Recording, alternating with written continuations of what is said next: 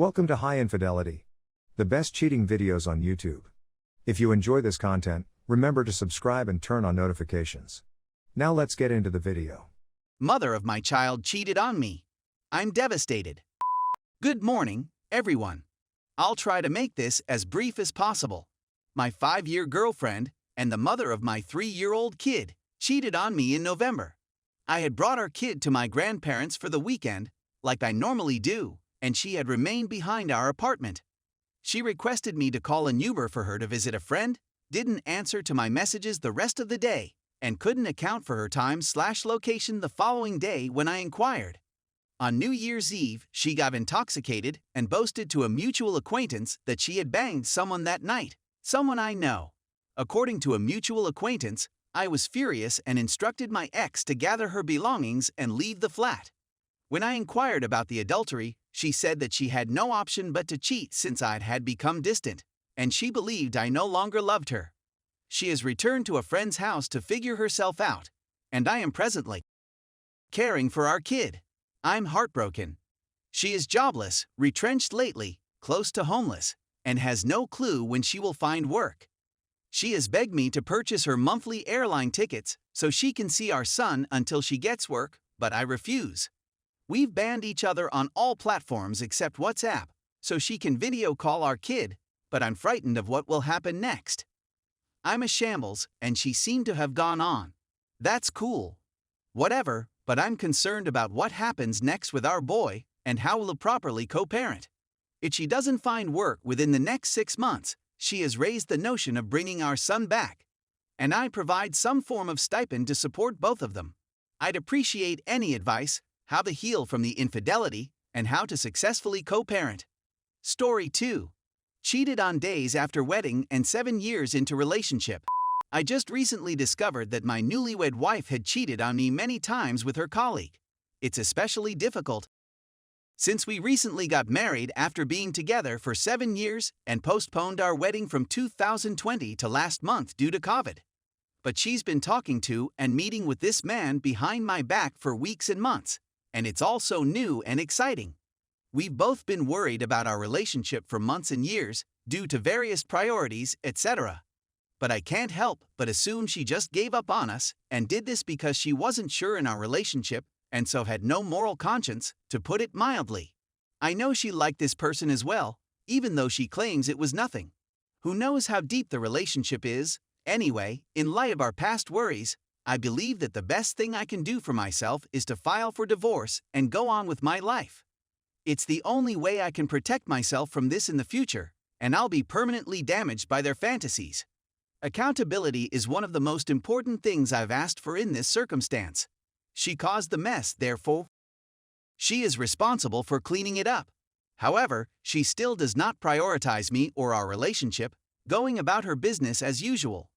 We've chatted, and she says she doesn't know how I can forgive her, and I'm beginning to believe this was a self-fulfilling prophecy for her. Cheat, cut connections, and move on. I would have accepted the truth, but why did she have to inflict pain on me to get there? It's a shame it had to come to this. If I had known, I would have called off the wedding. I'd only know because I admittedly snooped, but I believe this would have continued behind my back, and I don't believe she regrets the conduct, more so now that she realizes how she affected me and feels horrible. I wish she had had the courage to do the right thing and prioritized me in the first place. Even being more straightforward with her worries and taking proactive measures might have stung a bit at the moment, but it may have saved her a lot of sorrow. Yes, the timing was horrible, but there is no such thing as a perfect moment. Fortunately, we do not have children. We're 29 and 30 years old, and kids were one of the few main issues we had.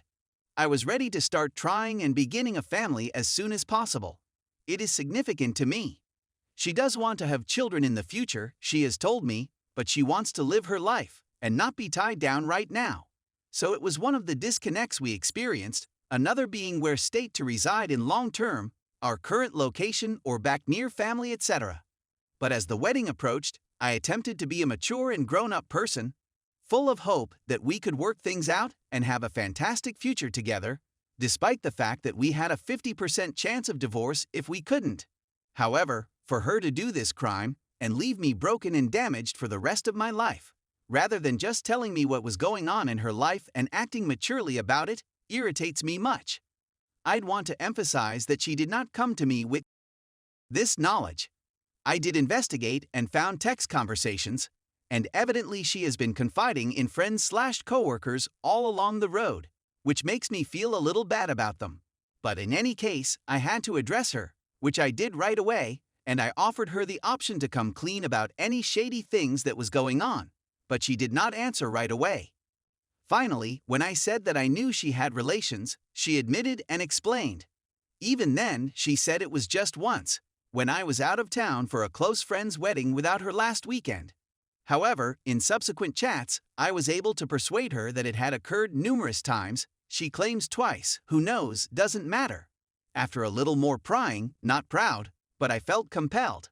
I discovered that, what I think, the first time she met him was a few days after our wedding, and she came home and she and I had as well. So she practically double-dipped that night. That was a huge blunder. That's why, despite our particular history of 7+ years together, I believe this is unacceptable.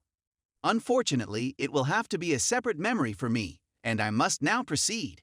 It's not like she had a chance meeting one night, made a horrible mistake while under the influence, and then came to me with sorrow and repentance. No, I caught her, and now I have to trust myself and begin my new life and reality without her. Our lease is up in a few months, which will be difficult, but I'm going to check into one of us moving out early to begin the separation process sooner. Update. It's just been 5 weeks, yet it seems like a year. I rapidly determined that we should split and divorce based on a variety of grounds, the most of which are discussed in my OP. I debated whether I could rely on her to move out, or whether I should simply drink the medication and do it myself. She had a buddy, unsurprisingly, one of her confidants, ask her to stay for a bit, and WS/cheater kept asking to leave and give me space early on. So after about a week or two, I took her up on it. She accepted, but then lied to me, claiming that I had booted her out and other such rubbish.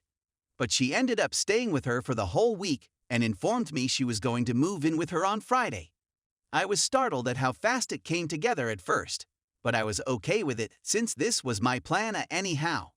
Whatever the case may be, it all worked out in the end, and I'm not complaining. Granted, I will be fully responsible for the next few months of lease and rent, but I have considered it, and honestly, I view it as part of the cost of finality in this circumstance. So I've come to terms with it. I could possibly have a roommate soon, so it's actually not a setback at all. Anyway, it's not high on my priority list right now. She did, however, transfer the majority of her belongings during the first couple weeks of December. Once or twice a week, he'd come over and take a vehicle load or whatever. Those were the days when she would nudge me with useless nonsense, effectively blaming me and attempting to boost her own image in the process. Because I work from home, I'm simply sitting there doing my own thing. So I'm like, can you just get your together and leave? We got into it once or twice because we just disagreed with the whole scenario, and obviously, emotions were running high. She nearly completed transferring everything in mid-December, but had to postpone a few items until after the holidays. She was traveling home for about 10 days. It was a bit annoying that she still had a cause to come over and had a key. But at the least, I'd have some peace of mind while she was abroad. I will also have the lease turned over to my name solely, and she will return her key. This is expected to occur very shortly. I am both happy and nervous about that day because I want everything to go well. I want to finish this whole thing, live 2 completely different lives, and then start on the divorce process. I've already completed several documents, but I'd want to have them examined before I begin the formal procedure. Although there are still some issues to work out, I am grateful that we never had children, she is not pregnant, our finances are separate, and we don't have any pets or a home to divide. The worst part is that I am still quite emotionally traumatized. I may be sad one day, angry the next, frustrated the next, and everything in between. The memories we had, the future we had planned for, had all simply gone to right in front of me.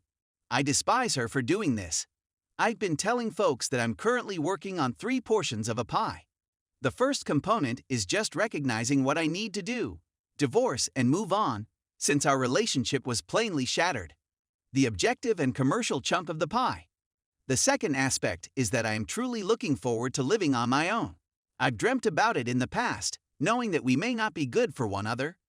Things began to deteriorate in the last 1-2 years. Ups and downs, good and terrible, but the ability for badness was shown. Sure, I liked her and enjoyed her company, but there was a laundry list of things we didn't agree on or disliked about each other. And I'm aware that I still have a lot of life to live and things to give the world. So I've always pondered, what if I went my own way? And now, I'll have the opportunity. Granted, it was forced in my face without giving me the time to properly decide on my own, but the option is still in front of me. My shattered sentiments and emotions are the last component of the pie. This is the stinking pie. I know it's natural to feel these feelings, and I know many of you are going through it, but man, it stinks. My mind is okay, but my heart is devastated. I'm placing my trust in time, being active, and connecting with others to be my remedies in this situation. I am positive about the future, yet I am still unwell and experiencing symptoms. Last but not least, it shocks me how moved on she already seems to be. Aside from practicalities, we don't communicate or text anymore. And of course, I have no idea what she is thinking or feeling right now. It may be quite difficult for her as well. But I think I was expecting a bit more than, sorry for a few days, start blaming others for a few weeks, then go on with life. For example, she's been at home with her family and friends during the holidays, and I'm curious about the talks they've had. We just had everyone 2 months ago for our wedding. What kind of tale are they getting? In the grand scheme of things, I realize that her folks won't really matter to me or my future. It simply aches a bit more over the holidays. Thank you for taking the time to read and listen to my story. I wish everyone a happy new year and many nice things in 2022.